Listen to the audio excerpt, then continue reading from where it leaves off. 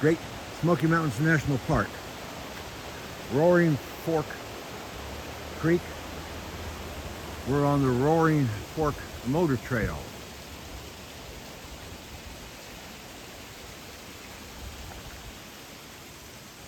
Look at that beautiful rock outcropping.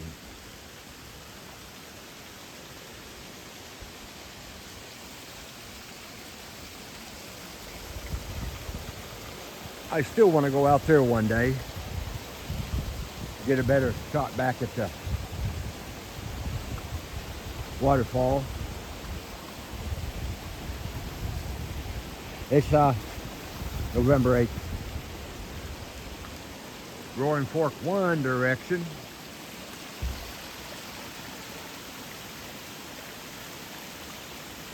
Thousand Drips Waterfall. It is fabulous here.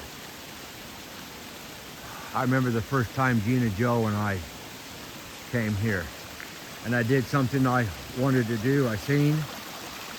I'm gonna be a little careful because I'm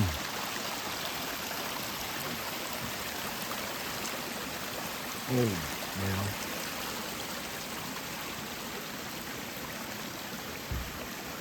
Wet leaves.